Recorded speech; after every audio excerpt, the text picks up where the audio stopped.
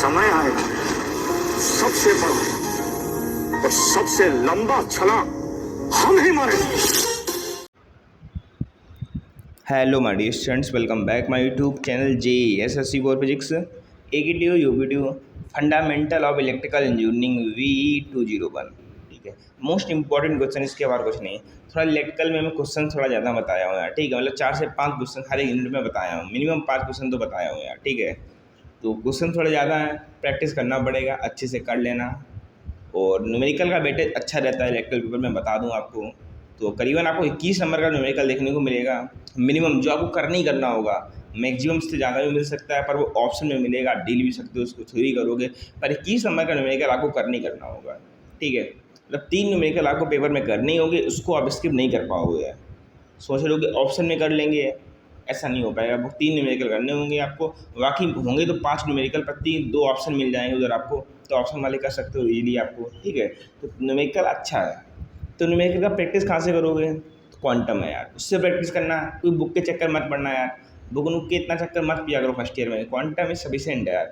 आप क्वांटम में क्वेश्चन लगा के जाइएगा, एग्जाम में हो सकता है भाई क्वेश्चन मिल जाए, या फिर वैल्यू चेंज होगा।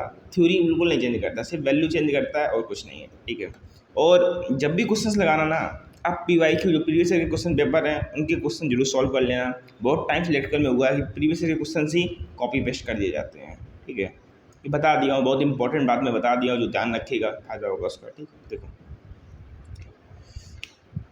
यूनिट नंबर 1 आपका क्या है? DC सर्किट है, पेपर कोड 201 था ये। ठीक है, देखो 2 क्वेश्चन मैं बताया हूँ सिर्फ यूनिट नंबर 1 में, 2 टॉपिक। एक आपको बोनस दे दिया हूँ 2 नंबर में। ठीक है, ये दोनों जो मैं बताया हूँ ना, इसमें आप देख लोगे दोनों में मैं मोस्ट इंपॉर्टेंट 100% लिखा हूँ, मतलब ये दोनों आने ही आने हैं। ठीक है, कुछ भी हो जाए, कभी भी ऐसा हो नहीं सकता कि ना आए। जिसमें मोस्ट इंपॉर्टेंट लिख दिया तो 99% आने ही आना है। बाई चांस ना आए, समझो आपका लक खराब है, अदरवाइज आता ही आता है। ठीक है, सबसे पहला नोडल का 2 क्वेश्चन देखने को मिलेगा सेक्शन B and C में।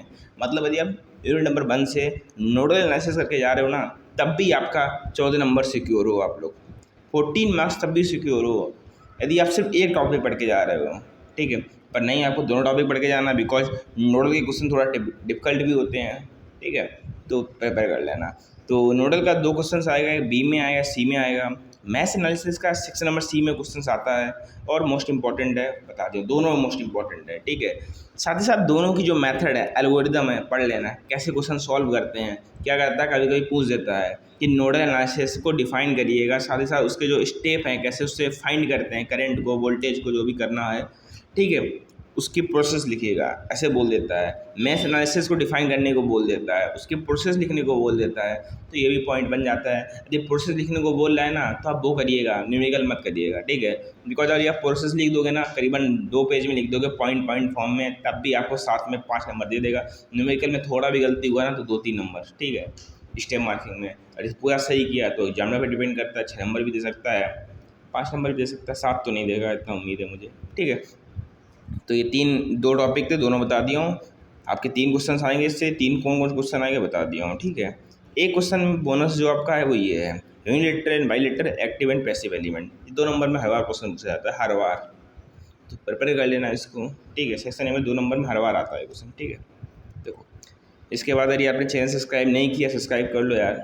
ठीक है, वीडियो नंबर 2 की बात करते हैं, study analysis of single phase AC circuit. ठीक है, देखो इसमें मैं 4 क्वेश्चन बताया हूँ, कितना बताया हूँ, 4 क्वेश्चन। ठीक है, थोड़ा क्वेश्चन ज़्यादा बताया हूँ, 1 2 3, चौथा नीचे है। ठीक है, चारों प्रिपेयर करके जाने हैं। सबसे पहला क्वेश्चन जो आपके एग्जाम में 100% देखने को मिलेगा, drive the equation of resonant frequency in case of series RLC circuit and also draw the phasor diagram of resultant voltage in current in series RLC circuit in the general condition. ठीक है, ये question आपको 100% देखने को मिलेगा। I hope section number B में देखने को मिलेगा आपको क्वेश्चन। ठीक है, नंबर सेकंड जो क्वेश्चन है वो मैं बात कर रहा हूँ, मैथमेटिकल रिलेशनशिप बोलता है phase and line current 3 phase. ठीक है, साथ में न्यूमेरिकल। ये न्यूमेरिकल देखो मैं पिछली बार भी न्यूमेरिकल ही बताया था बच्चों को, जब पिछली बार मैं इंपॉर्टेंट बताया ना इलेक्ट्रिकल के फर्स्ट सेम का, तो न्यूमेरिकल बताया था। एग्जाम में सेम टू सेम न्यूमेरिकल आपके एग्जाम में आ गया था। ठीक है, जबकि उससे पहले भी मैं ये न्यूमेरिकल बताया था, तब नहीं आया था। पिछली बार भी मैं न्यूमेरिकल बताया, आ गया, इस बार भी मैं बता रहा हूँ, तो आई होप आ ही जाएगा। ठीक है, कभी कभी क्या होता है, कुछ चीज़ इस सेम में नहीं आएगी, पर पिछली सेम में वो चीज़ आ जाती हैं। ठीक है, इसलिए पढ़ लो सब कुछ, कोई दिक्कत नहीं है, ठीक है। तो यूनिट नंबर 2 जो है ना, ये क्वेश्चन कवर कर लेना। सेकंड क्वेश्चन ये भी मोस्ट इंपॉर्टेंट 100% आ सकता है। यदि आप प्रीवियस का पेपर देखोगे तो बहुत टाइम पूछा भी गया है पेपर, ठीक है। और जब आपका पेपर कोड की सीरीज था तब भी क्वेश्चन बनता था, ठीक है। नंबर 3 ये क्वेश्चन था यार, मैं आपको बताया ये question line current, power factor, active and reactive power, total voltage ampere, ठीक है। ये आपको 2 नंबर में पूछ देता है, लाइन करंट क्या होता है, पावर फैक्टर क्या होता है, एक्टिव एंड रिएक्टिव पावर क्या होती है, 2 नंबर के पॉइंट ऑफ व्यू से भी इंपॉर्टेंट है। फिर सेक्शन नंबर ए में देखने को मिलेगा, साथ में एक क्वेश्चन भी बनता है इनसे, ठीक है। प्रिपेयर कर लेना यहाँ से। कभी कभी क्या होता है, पिछली बार आपके एग्जाम में क्या किया गया, इस क्वेश्चन को अटैच करके दे दिया गया, पर अब नहीं होगा। ये क्वेश्चन अलग एक 7 नंबर देता है, ये क्वेश्चन अलग एक 7 नंबर देता है, ठीक है। तो दोनों को प्रिपेयर कर लेना। इसके बाद एक क्वेश्चन हो यार, ये क्वेश्चन कभी मैं दिया तो नहीं हूँ, पहली बार दे रहा हूँ, बिकॉज पिछली बार आपके एग्जाम में पूछ लिया यार, डेरिवेशन पूछ लिया, हमेशा न्यूमेरिकल आता है। बैंड विड्थ का, अपर एंड लोअर बैंड विड्थ का, फ्रिक्वेंसी का एक आपको पूरा न्यूमेरिकल टाइप का बनता है, जिसमें आपको कैलकुलेट करने को बोलता है। हर बार मैं यही बोलता हूँ क्वेश्चन में कि आपको न्यूमेरिकल बनेगा जिसमें आपको कैलकुलेट करने को बोलेगा band width, upper and lower half power frequency, ये कैलकुलेट करने को बोलता है। पर पिछली बार एक्सप्रेशन पूछ लिया गया है, तो कोई डाउट नहीं इस बार ये क्वेश्चन आ जाए, कोई भी डाउट नहीं, आ भी सकता है, रिपीट कर देगा गेटू, होता है, ऐसी बात नहीं है, तो क्वेश्चन आ भी सकता है, ठीक है। तो 4 क्वेश्चन बताएं और 4 में 2 क्वेश्चन आपको जो देखने को जो मिलेंगे, एक सेक्शन नंबर सी में देखने को मिलेगा, सॉरी एक सेक्शन नंबर बी में ये वाला देखने को मिलेगा, सी में देखने को, आपका काम हो गया। 2 क्वेश्चन आएंगे, दोनों आप पढ़ लोगे, ठीक है, 14 नंबर मिल जाएंगे। फिर भी आपको क्वेश्चन प्रिपेयर करके जाना है, ठीक है, 1 ही 2 है, कोई भरोसा नहीं है उसका, ठीक है, इतना प्रिपेयर कर लेना। इसके बाद बात करोगे यूनिट नंबर 3 की, यूनिट नंबर 3 में भी देखोगे मैं 5 क्वेश्चन दिया हूँ, ठीक है। क्वेश्चन थोड़ा ज़्यादा है यार, प्रिपेयर करने पड़ेंगे, ठीक है। हर क्वेश्चन इंपॉर्टेंट है यार, किसी को निगलेक्ट नहीं कर सकता हूँ मैं। सोचो 3 क्वेश्चन बता दो दिया हूँ, इसमें आपको मैं 2 क्वेश्चन बता दिया जो एग्जाम में आने वाले हैं, एक आपका पहला हो गया, दूसरा हो गया, बाकी के 2 प्रिपेयर करने हैं भाई फॉर सेफ्टी के लिए, ठीक है। नेक्स्ट देखो यूनिट नंबर 3 जो है वो ट्रांसफार्मर है। ट्रांसफार्मर बहुत सिलेबस कम कर दिया गया है इसमें, तब भी यार पहले से काफ़ी कम कर दिया गया है। एक यूनिट नंबर 1 में आपका सिलेबस काफ़ी कम कर दिया है, एक 3 में है। अपने सीनियर से कभी पूछना आप लोग यार, जब आपके सीनियर्स का 99 सीनियर्स जो होंगे ना, उसमें 60% सीनियर का इलेक्ट्रिकल में बैक आता है। तो उसका लॉजिक क्या था, सिलेबस बहुत वास्ट था इलेक्ट्रिकल का यार, बहुत वास्ट था। यूनिट नंबर 1 में 5 थ्योरम होती थी, Thevenin, superposition, star delta, nodal, mesh analysis, और भी कुछ थ्योरम होती थी, 5 थ्योरम होती थी। और भाई करीबन 100 नंबर का पेपर होता था हम लोगों का, तो उसमें 4 से 5 क्वेश्चन आते थे यूनिट नंबर 1 से, और पूरा पेपर न्यूमेरिकली आता था, पूरा। अब थोड़ा सिलेबस भी रिड्यूस कर दिया गया है, थोड़ा थ्योरी ज़्यादा पूछ रहे हैं आप लोगों से, ठीक है। तो काफ़ी टाइप लोगों को इसका यार करो। तो सबसे पहला क्वेश्चन जो आपके यहाँ से बनेगा, discuss the principle of operation of single phase. इसका मतलब क्या होता है, ट्रांसफार्मर। इसको शॉर्ट फॉर्म में ऐसे लिखते हैं यार, मैं लिखता था, शायद नहीं लिखते हो, पर कोई सिंबल नहीं है ये, ठीक है। मैं जब बीटेक करता था, मैं फर्स्ट ईयर में था ना, तब मैं ऐसे लिखता था ट्रांसफार्मर को, ठीक है। तो इसमें लिख दिया हूँ, ठीक है। तो derive the principle operation of a single phase transformer and derive the equations of transformer. ये क्वेश्चन यार जब पेपर के सीरीज का था ना, तो बहुत इंपॉर्टेंट क्वेश्चन था, हर बार क्वेश्चन आता था। पर लेटेस्ट में अभी क्वेश्चन नहीं पूछ रहा है वीडियो, पता नहीं क्यों नहीं पूछ रहा है, भूल गया क्वेश्चन को, पर क्वेश्चन आता ज़रूर है, इसलिए मैं लिख दिया हूँ इसको, ठीक है। सेकेंड क्वेश्चन की बात करोगे, इंपॉर्टेंट क्वेश्चन है, ठीक है, आपको एग्जाम में देखने को मिलेगा, लिखा नहीं हो पर देखने को मिलेगा क्वेश्चन से, ठीक है। सबसे पहले आपसे पूछेगा, draw the complete equivalent circuit model of a practical transformer and explain it's parameter. Important question है, ठीक है। नंबर 3 जो क्वेश्चन आपके एग्जाम से बनेगा, draw the phasor diagram of ideal and practical transformer at no load condition. ये भी question important है। 4 जो क्वेश्चन आपके एग्जाम में बनेगा, different type of losses and method to minimise it. ये भी क्वेश्चन बहुत इंपॉर्टेंट है। एक ये क्वेश्चन, एक पहला क्वेश्चन। जब आपका पेपर केस सीरीज का होता था ना, तो दोनों क्वेश्चन इतना पूछे जाते थे, हर एग्जाम में पूछे जाते हैं, हर सेमेस्टर में। पर अब थोड़ा कम कर दिया है गेटू ने, अब इतना नहीं पूछता है, अब थोड़े नए क्वेश्चन पूछ रहा है, जैसे कि ये क्वेश्चन हो गया, ये क्वेश्चन हो गया। तो 4 थ्योरी हैं, इसमें आपको 2 क्वेश्चन 100% थ्योरी के मिलेंगे, एक सेक्शन नंबर बी में मिलेगा, एक सेक्शन नंबर सी में मिलेगा, ठीक है। सॉरी, हो सकता है सेक्शन नंबर बी में आपको यहाँ से एक न्यूमेरिकल मिलेगा। 100% लिख दिया हूँ, 100% न्यूमेरिकल आते ही आता है। जितनी बार मैं इंपॉर्टेंट क्वेश्चन बनाया हूँ, हर बार मैं लिखता हूँ रेगुलेशन एंड एफिशिएंसी न्यूमेरिकल आता है, और क्वेश्चंस आप क्वांटम के सॉल्व करिएगा। हर बार मैं कहता हूँ बच्चों से, हर बार आपने देखा होगा क्वेश्चंस आता है, क्वांटम का ही क्वेश्चंस आता है, सिर्फ वैल्यू भी सेम आती है, हर बार आता है, ठीक है। इस बार मैं क्वेश्चन भी लिख दिया हूँ यार, ये क्वेश्चन प्रीवियस 3 सेम से लगातार आ रहा है। हर बार बच्चों से मैंने कहा ये क्वेश्चन आएगा, इस बार भी कह रहा हूँ आएगा ये क्वेश्चन, हर बार आता है एग्जाम, हर बार। सेक्शन नंबर बी में या सी में कहीं ना कहीं देखने को जरूर मिलता है ये क्वेश्चन, ठीक है। साथ ही साथ ये थोड़ा एफिशिएंसी का क्वेश्चन है, calculate efficiency, regulation and efficiency से और भी क्वेश्चंस बनते हैं। उसकी प्रैक्टिस क्वांटम से कर लेना। मैं बता रहा हूँ करीबन क्वांटम में 6 से 7 क्वेश्चन दिए गए हैं, आप 6 से 7 क्वेश्चन लगाइएगा अच्छी तरीके से, उनकी कॉन्सेप्ट देखिएगा। क्वेश्चन बनते हैं रेगुलेशन एफिशिएंसी का, न्यूमेरिकल 100% आता है।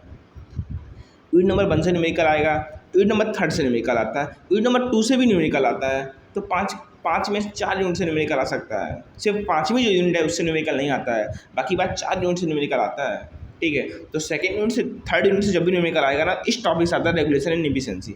अच्छे से प्रिपेयर कर लेना, अच्छे से क्वेश्चन प्रैक्टिस कर लेना। ये क्वेश्चन जो नीचे वाला दिया है ये तो कर ही लेना है, हो सकता है कि तो इस बार फिर से दे दें, बिकॉज 3 सेम से लगातार पूछ रहा है ये क्वेश्चन, तो 4th सेम में दे दे कोई बड़ी बात नहीं है क्योंकि, ठीक है। पर इसके प्रैक्टिस कर लेना यार, कोई भी क्वेश्चन आ जाएगा आप कर लोगे, ठीक है। प्रैक्टिस कहाँ करना, क्वांटम से कर लेना, ठीक है। It is sufficient. मैं हर बार कहता हूँ क्वेश्चन प्रैक्टिस क्वांटम से करो, टाइम इतना नहीं है, वहाँ से करोगे ना कोई दिक्कत नहीं, एग्जाम में आएगा 100% श्योर, क्वेश्चन कर लोगे, गारंटी दे रहा हूँ मैं, जब मैं क्वांटम से अच्छे से प्रैक्टिस किया है, ठीक है। आते हैं यूनिट नंबर 4 में। इसमें भी देखोगे तो मैं 5 क्वेश्चन दिया हूँ यार, बहुत क्वेश्चन दिया हूँ। वैसे मैं 3 या 4 देता हूँ, इसमें हर यूनिट में एक क्वेश्चन एक्स्ट्रा दिया हूँ, बिकॉज पेपर थ्योरेटिकल ज़्यादा आने लगा यार। मैं न्यूमेरिकल पॉइंट ऑफ व्यू से मेजर पेपर इंपॉर्टेंट बनाता हूँ, पर अब मैं देख रहा हूँ पेपर में थ्योरी भी एग्जाम में काफ़ी पूछ रहा है, इसलिए क्वेश्चन बढ़ गए हैं। वरना न्यूमेरिकल तो मुझे पता है कौन कौन टॉपिक्स आएगा, जैसे इसमें मैं आपको बता दिया हूँ कि रेगुलेशन एफिशिएंसी न्यूमेरिकल आएगा, 100% श्योर हो जाओ, तैयार कर लेना। 100% आपको एग्जाम पर देखने मिलेगा, फुल वेव नो लोड हमेशा मिलता है। एक क्वेश्चन आपको ये भी बता दिया हूँ कि आप कंप्लीट इक्विवेलेंट सर्किट ये पढ़ लेना, थ्योरी में आपको देखने को मिलेगा, इस सेक्शन नंबर सी में देखने को मिलेगा आपको थ्योरी में, ठीक है। बाकी और भी पढ़ लेना। यूनिट नंबर 4 आपका इलेक्ट्रिकल मशीन है। तो पहला क्वेश्चन क्या है, वर्किंग प्रिंसिपल। आप ये भी देखो मोस्ट इंपॉर्टेंट, 100% लिख दिया, मतलब आ नहीं आना है। ये भी आप जब आपका पेपर कोड के सीरीज का था, अब 20 सीरीज का है, पर ये क्वेश्चन नहीं बदला है, ये क्वेश्चन इसी फॉर्म में लगातार पूछ रहा है। शायद अभी तक कोई पेपर ऐसा नहीं हुआ, समझ सकते हो। मैंने 5 साल पहले बीटेक किया था, मैं फर्स्ट ईयर में था, तब भी ये क्वेश्चन आता था, मेरे एग्जाम में भी क्वेश्चन आया था। तो ये क्वेश्चन आज तक कभी भी नहीं बदला है, जैसा लिखा है वैसे ही आता है, हर सेमेस्टर में आता है। अब ये कभी सेक्शन बी में पूछते हैं, कभी सेक्शन सी में पूछते हैं, और इम्पोर्टेंट बहुत है, हर बार पूछा जाता है। तो मतलब आपके में भी आने वाला है, ऐसा कोई भी पॉसिबिलिटी नहीं कि आपके में ना आए, 100% आपको एग्जाम में आएगा, इसलिए मैं लिख दिया हूँ मोस्ट इंपॉर्टेंट 100%, ठीक है। इसके बाद बात करते हो describe different type of DC machine with necessary circuit diagram. ये भी आपसे क्वेश्चन पूछ लेता है यार, डीसी मशीन के पूछा है इसलिए मैं लिख दिया हूँ, वैसे इतना इंपॉर्टेंट नहीं है पर आपसे पूछ सकता है, ठीक है। यूनिट नंबर 3 की बात करो, 4th की बात करोगे, सिंगल फेस, ये भी बहुत इंपॉर्टेंट क्वेश्चन है, इज नॉट सेल्फ स्टार्टेड है। एक्सप्लेन वेरियस मेथड, पर एक मेथड को आपसे एक्सप्लेन करने को बोलेगा। बहुत इंपॉर्टेंट क्वेश्चन है, आपके प्रीवियस सेम में आया भी है, उससे प्रीवियस भी पूछा गया है क्वेश्चन से, ठीक है। इसके बाद ये 2 बहुत इंपॉर्टेंट टॉपिक हैं, यहाँ से न्यूमेरिकल बनते हैं। सबसे पहला, कभी कभी आपसे बोलता है derive the EM location of DC generator, plus से न्यूमेरिकल भी बनते हैं, तो इससे न्यूमेरिकल की प्रैक्टिस कर लेना। कभी कभी थ्योरी क्वेश्चन पर, अब आपके में थ्योरी क्वेश्चन बन रहा है पर न्यूमेरिकल भी बनते हैं इससे, ठीक है। तो न्यूमेरिकल प्रैक्टिस करना। नंबर 2 न्यूमेरिकल आप कहाँ से बनेंगे, drive the torque equation for DC machine और न्यूमेरिकल, ठीक है। तो न्यूमेरिकल 2 टॉपिक से बनेंगे, मैं बता दिया हूँ, इन दोनों टॉपिक को अच्छे से पढ़ लेना है, यहीं से न्यूमेरिकल बनेगा। फॉर्मूला बेस्ड न्यूमेरिकल आते हैं, कोई कठिन न्यूमेरिकल नहीं आएगा, फॉर्मूला बेस्ड न्यूमेरिकल आएगा, सिर्फ वैल्यू पुट करनी पड़ेगी, आंसर आ जाएगा, फ्री का नंबर है, बस प्रैक्टिस कर लेना न्यूमेरिकल का बहुत। यूनिट नंबर 5 की बात करोगे ना, इसमें ओनली 2 टॉपिक इंपॉर्टेंट है, मैं लिख भी दिया हूँ, मोस्ट इंपॉर्टेंट 100%, मोस्ट इंपॉर्टेंट 100%। यहीं से आपके 3 क्वेश्चन में 2 क्वेश्चन आएंगे और 2 ही करने होते हैं। अगर इन 2 टॉपिक को पढ़ के जा रहे हैं तो सेफ हो, कोई दिक्कत नहीं है, 100% आते हैं क्वेश्चन, ठीक है। सबसे पहला बैटरीज का 100% आपको सेक्शन नंबर बी में क्वेश्चन देखने को मिलता है, हर बार आता है एग्जाम में। नंबर 2 अर्थिंग का, कभी अर्थिंग के इंपॉर्टेंट पूछ देगा आपसे, कभी ग्राउंड अर्थिंग में डिफरेंस पूछ लेता है, तो अर्थिंग का क्वेश्चन बनता ही बनता है। इस टॉपिक को पढ़ लेना और बैटरीज पढ़ लेना, ठीक है। बाकी चाहो तो MCV, EL, CV और MCCV इनको शॉर्ट नोट्स के फॉर्म में पूछ देता है, ठीक है। यहाँ से क्वेश्चन पहले बहुत बनता था, मतलब पहले जो पेपर के सीरीज का था तभी क्वेश्चन बहुत बनता था, पर अब नहीं बन रहा है, पर ऐसा नहीं बनेगा, नहीं बन सकता, सिलेबस में है तो बनेगा, तो पढ़ लेना शॉर्ट नोट्स के फॉर्म में, ठीक है। नंबर 2 केबल और वायर, केबल और वायर का क्वेश्चन थ्योरी में बनता था, अब पता नहीं ये क्वेश्चन बहुत आपके एग्जाम में पहुंच जाए, इस टाइप का क्वेश्चन, ठीक है। Draw the typical construction diagram of a copper thin core armoured, क्या लिखा, armoured axial PE cable and describe the purpose of each layer. ये क्वेश्चन आपके एग्जाम में काफ़ी पूछ रहा है, एक बार 4 कोर कर दिया था, एक बार 3 कोर कर दिया था, ठीक है। हो सकता है इस बार ये क्वेश्चन फिर से रिपीट है, केबल से क्वेश्चन बनेगा, तो फिलहाल आप सेफ जाना चाहते हो तो 2 टॉपिक पढ़ लो, सफिशिएंट है, आप कर लोगे यहाँ से, ठीक है। और यदि मन करता हो तो ये वाला टॉपिक पढ़ लेना, शॉर्ट नोट्स के फॉर्म में पूछ लेगा। इस टॉपिक को क्वेश्चन पढ़ना चाहो पढ़ लो, पर ये 2 बार पूछा जा चुका है, 2 टाइम्स क्वेश्चन आ चुका है ये, ठीक है। तो 4 क्वेश्चंस मैं बताया और 4 में 2 क्वेश्चन आपके एग्जाम में जो देखने को मिलेंगे ये भी बता दिया हूँ। 2 टाइम मिले पढ़ लेना। MCB ELCC भी MCC भी 2 नंबर में भी पूछ लेगा आपसे, डिफाइन करने को पूछ लेगा, डिफरेंस पूछ लेगा, तो इसको पढ़ के जाना है। Cable and earthing cable and wire question तो आएगा, पर ऑप्शन में एक अर्थिंग का क्वेश्चन देगा इसमें। इस 7th का A होगा, 7th का जो B क्वेश्चन होगा ऑप्शन में वो ये लिखा होगा।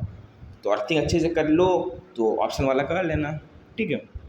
तो यूनिट 1 2 3 4 5 पाँचों यूनिट में बता दिया हूँ यार, ठीक है। इसके बाद मैं बता दूँ एक मैकेनिकल सब्जेक्ट और है यार, फंडामेंटल ऑफ मैकेनिकल, उसके इंपॉर्टेंट और अपलोड करूँगा यार। उसके बाद में किसी के भी इंपॉर्टेंट अपलोड नहीं करूँगा, लाइक सॉफ्ट स्किल हुआ, इन्वायरमेंट एंड इकोलॉजी हुआ। यदि वो सब्जेक्ट इनको मैं कभी पढ़ा ही नहीं हूँ यार, तो क्या ही मैं उसमें इंपॉर्टेंट बताऊँगा आपको, ठीक है। सॉफ्ट स्किल में आज तक नहीं पढ़ा, जबकि मेरे सेमेस्टर में था साला, मैं एक दिन पहले एग्जाम से पढ़ के जाता था, अच्छे नंबर आते थे। कुछ नहीं यार, एक दिन पहले पढ़ो पेपर दे दो यार, कौन उसका ध्यान देता है यार। जो इंपॉर्टेंट सब्जेक्ट उनका मैं बता दिया हूँ। एक मैकेनिकल बचा है, वो मैं अपलोड कर दूँगा 1 या 2 दिन में, ठीक है। तो होप आपको वीडियो अच्छा लगा हो। कोई भी डाउट हो तो कमेंट कर लेना यार, ठीक है। जय हिंद जय भारत।